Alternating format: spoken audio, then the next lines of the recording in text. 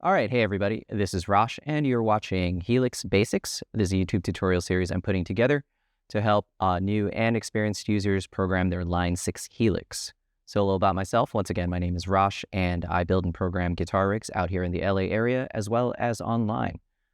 So I wanted to give back to the Helix community and show some tips and tricks on how to program the Line 6 Helix. Some of my clients include Steve Vai, Leppard, Melissa Etheridge, A Perfect Circle, Bush, and more. And these are some tips and tricks on how to program all the modelers. We're going to cut right here, start here. All right, hey everybody, this is Rosh, and you are watching Helix Basics. This is a YouTube tutorial series I'm putting together to help new and experienced users program their Line 6 Helix. A little about myself. Once again, my name is Rosh, and I build and program guitar rigs out here in the LA area as well as online. Some of my clients include Steve Vai, Leppard, Melissa Etheridge, Dweezil Zappa, Bush, A Perfect Circle, and more. And I wanted to give back to the Helix community and show some tips and tricks on how to program the Line 6 Helix Floor. If you've been watching this YouTube channel, you have probably surmised that I post a lot of fractal audio content. And one of the things that people don't know about me is that I program all the modelers out there on the market, including the Quad Cortex, the Kemper, all the fractal products like the FM3, FM9, Axpex 3, and in this case, the Line 6 Helix. So there's a lot of best practices that, transcend any modeler. There's a lot of, things that you can do no matter what modeler you have that's going to give you the best guitar tone, both live, in the studio, at rehearsal, and at home. So this video is going to be related to the previous video where we dialed in basically a rock rhythm sound, a kind of Marshall rock rhythm sound. And this time, instead of doing it on the front panel, we're going to do it in HX Edit. So here we are in one of the factory presets. So obviously, you want to just kind of start from scratch. And so I would recommend definitely using one of the user set lists here. So we can click this drop-down menu, go to one of the user set lists, and then we can pick any of these blank presets here. I already have a preset here in 01A, so we're just going to start with 01B. You can double-click that, and then it will bring up a new preset, and you can see it's completely blank. And now the guitar tone obviously is just going to be a direct guitar signal. It's going to be very uninspiring to play. So the first thing that we're going to want to do, of course, is we're going to want to go somewhere in the middle of the preset, and we are going to drop in an amp and cab block. So you can see right here, amp plus cab versus amp and cabinet or preamp and cabinet. The difference basically is that Line 6 will pair a cabinet for you no matter what amp you select, as opposed to selecting the amp and the cabinet separately. And selecting the amp and the cabinet separately gives you a little bit more flexibility, a lot more options, and also it allows you to experiment with different sounds that you couldn't recreate in the real world, such as, taking a 100 Marshall and going into, 1x12, Fender cabinet or something like that. So the cool thing is in any modeling world, you get to do things that you wouldn't be able to do in real life. But since this is a basics video, we're going to just start with the amp and cab block. Now, as you look through the list here, this is going to give you all the amplifiers that are available in the Helix Floor. And as you go further down the list, basically the wattage is going to go up and the gain is going to go up. So we start here with all the tweeds and the Fenders and everything like that. And then we go to here, which is more of the AC30 Vox style amps.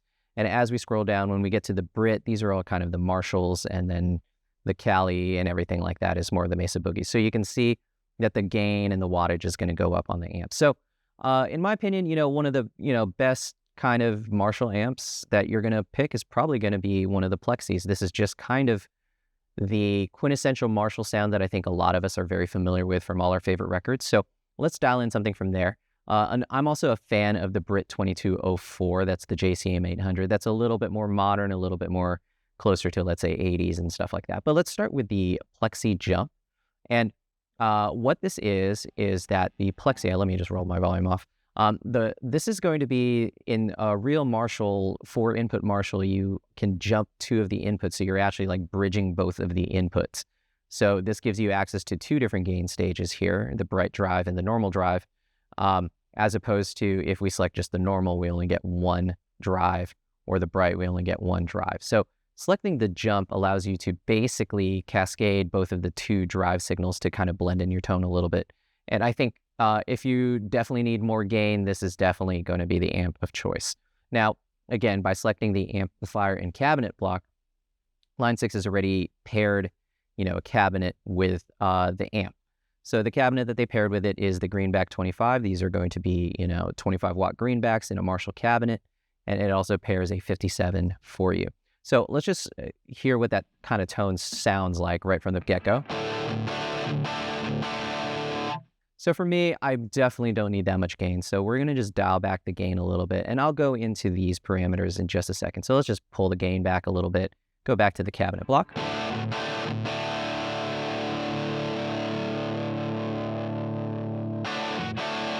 All right, so let's just start there, and then we'll address the knobs on the Plexi amp. But I always like to make sure that I dial in the cabinet block first, because there's going to be a lot of best practices. And this is actually the biggest tone shaping tool that you have at your disposal, as opposed to the knobs on the amp. And the reason why is that the microphones, the microphone placement, the type of speakers you use is basically the final EQ of your guitar tone. So we really want to make sure that we're, using, the proper low and high cuts, and then, microphones that are going to get you exactly where you want to go for the tone that you want. So as you can hear, if I keep the mic in the same position and I scroll through all the different microphones, the tone drastically changes. So here's the 57. And then if we hit this up arrow, or we can go into this drop-down menu, we can, of course, go through all the different microphones.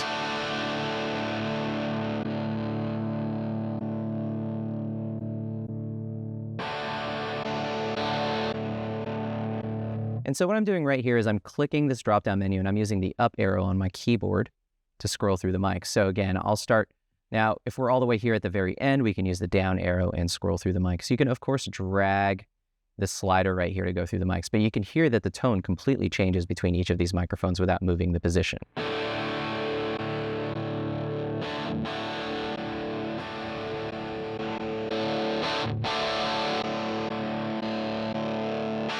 So if I was going to basically make a generalization, the dynamic mics are going to be the most mid-range heavy mics. These are going to have a little bit of top and bottom, but not that much. It's going to be mostly focused on the mid-range. The ribbons are really dark, and they have a lot of low end, but they give a smooth, warm top end. And then the condensers are kind of more of a balanced microphone. It's going to give you a little bit of the top, mid, and bottom without too much of the boosting in any of them. So these are the kind of choices that you want to make. Now, we're going to just dial this in with the 57. And let's talk about how the microphone is. So the cool thing is in HX Edit, you can actually physically move the microphone by clicking on it and dragging it to whatever position you want. If we drag it up and down like this, we're moving it further and closer to the speaker. And if we drag it from left to right, we're basically moving it from the center to the outside. So for those who aren't familiar with miking a regular guitar cabinet, some general things to think about is the closer you get to the center of the speaker, the brighter the tone is going to be. And as you move further out away from the speaker, it's going to get darker. So for example, if we start all the way here at the center, it's going to be really bright and brash. And then as we move all the way out, it's going to get really dark.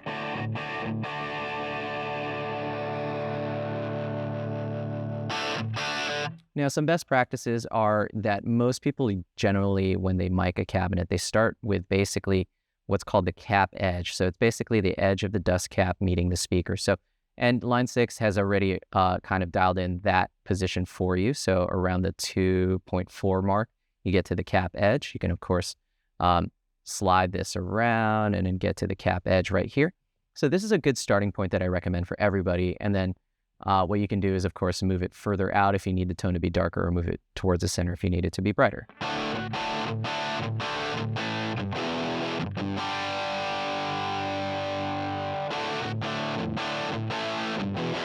So you can see even a slight movement gets the tone to be just a hair darker.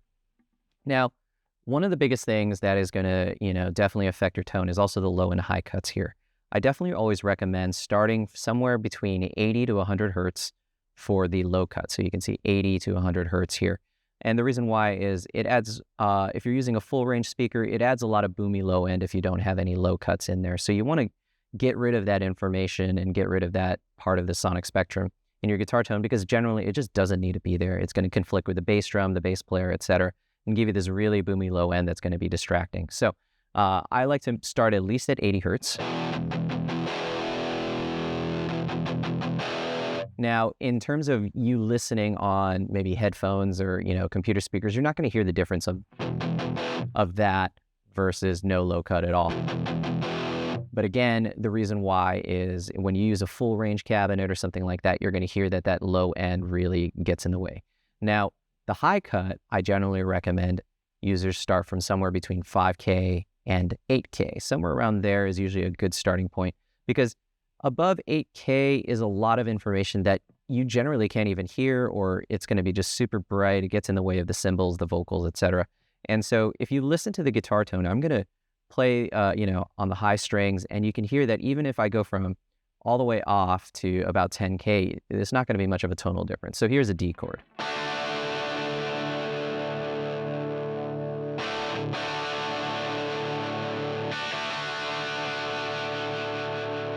So you hear there's not a lot of information up there in the guitar tone itself. And so you don't want to conflict with some of the other instruments in a live setting. So it's better to at least low cut down to 8K. Now around 8K to 5K, you can definitely hear the tone start to shape, where a lot of that top end is going to be shaved off.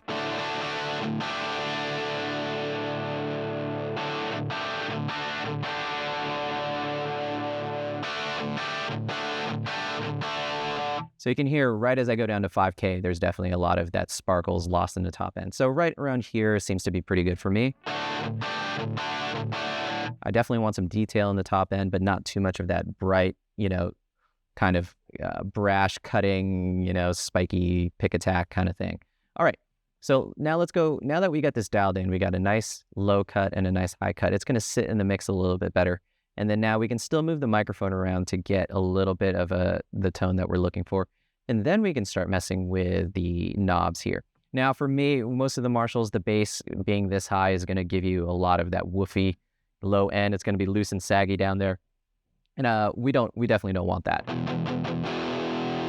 So I'm going to drop the bass. And now the thing is, again, this bass knob isn't really adding much low end or raising much low end. It's definitely affecting the feel a little bit more. And that's just kind of, the case for this type of amp.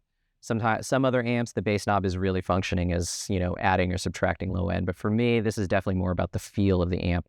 If we need more low end, we can always, move the microphone around or pick a different mic. So here we go. So you can see when the bass is cranked all the way, it gets that kind of loose, saggy low end. But if we go down here, stays a little bit tighter, so I'm gonna go maybe around 4. I feel like this amp could also be a little bit brighter and cut through a little bit, so I'm gonna crank the mids and I'm gonna crank the treble. And then last but not least, I'm also gonna basically bring up the channel volume. And this is, again, just bringing up the amp volume in relation to the master volume out. So I'm gonna bring this up a little bit, just get a little bit more volume.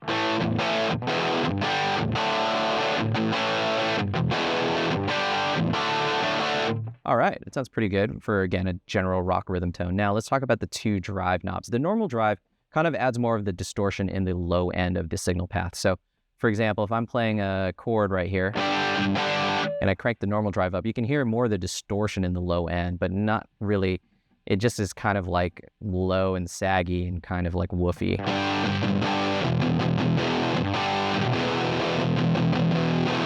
So you can definitely hear the difference between that and this. So I find that use this drive sparingly, unless you just need a lot more low end in your guitar tone. Maybe you're dialing this in for more of a lead sound, then definitely adding more of the normal drive can definitely help with that. And again, this is the behavior of this particular amp.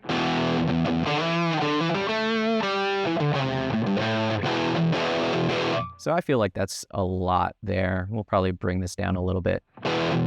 Now the bright drive functions more like a standard distortion or gain knob on most amps. This is just going to add a lot more distortion kind of across the sonic spectrum. So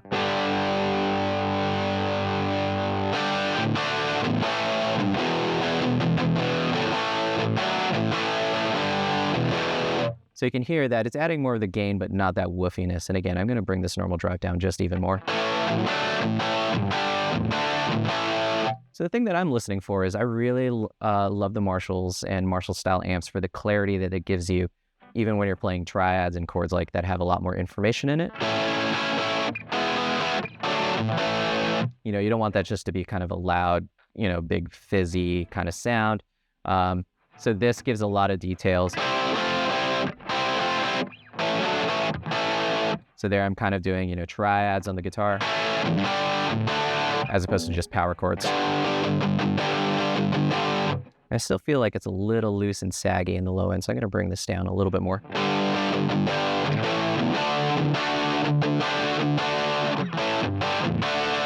Yeah, right around there, and again, it's going to respond pretty well to the volume knob.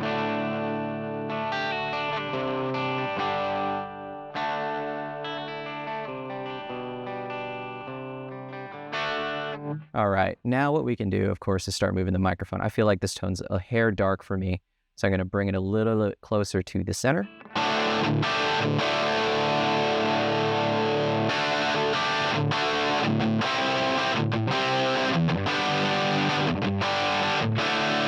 Yeah, right around there seems to be pretty good. And again, I'm going for a tone that's going to cut through a little bit more. Now, if you need to round out the tone a little bit more, maybe the mic choice might help. So, for example, a 906 is going to be a little less mid-rangey than the 421, or I'm sorry, the 57. So maybe doing something like this.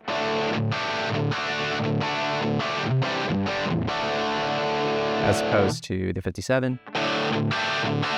But to me, the 57 is going to work really great in a mix of a live context. Now, in the future, what you can do is, of course, use cabinets that use 2 different microphones. It's going to be blending, 2 different microphones. That's a very common practice that we'll cover in the future. But again, this is just for 1 mic, 1 amp. Yeah, I think that's a pretty good sound. Now, again, what we want to do, of course, after that is let's add a reverb. So we'll go to the reverb right here, and let's put a dynamic hall. And again, I don't need that much decay, and I definitely don't need that much mix right here, 39%. So we're just going to go down to maybe 20, and then we'll go from there.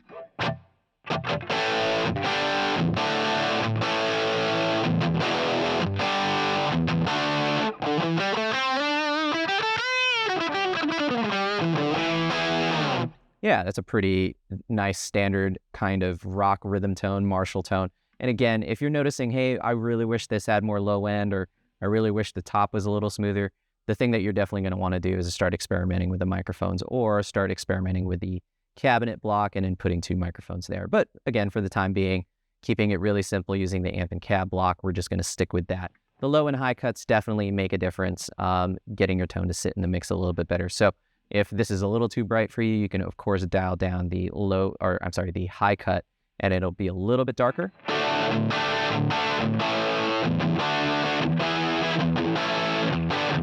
Again, it's still a very useful tone, but I think I like a little bit more detail in the top end, so we're going to go back to 7K right there. And my goal is to really cut through the mix without it being too brash, so I feel like this type of guitar tone is going to be perfect for that kind of thing. And we're going to just maybe add a little bit of finishing touch. I'm going to add a little bit of treble and a little bit of presence.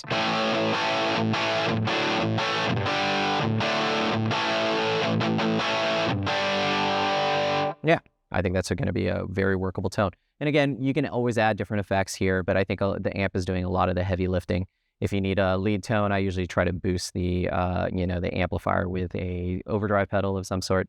And it'll go from there. So I think that's a good place to wrap it up for this tutorial. Again, a really simple way to, build a rock rhythm tone, a Marshall tone. And of course, last but not least, what we want to do is save our preset, and we can call it Rosh rock rhythm or something like that. So now what we can do is, now that it's saved, you have this in your user slots, and you can use it in any of your presets. So I think that would be a good place to wrap it up for this particular tutorial. In the future, I will definitely cover how to blend in more cabinets, more microphones to kind of, again, do the thing that most studio guitarists do, and what you hear on most studio sounds, where it's a blend of multiple microphones. So other than that, if you guys need any help programming any of your Helix products or any other modeler out there, please give me a shout and contact me directly. Would be happy to set up a one-on-one session with you. All right, so talk soon, and thanks for watching. I'm falling with you. I'm standing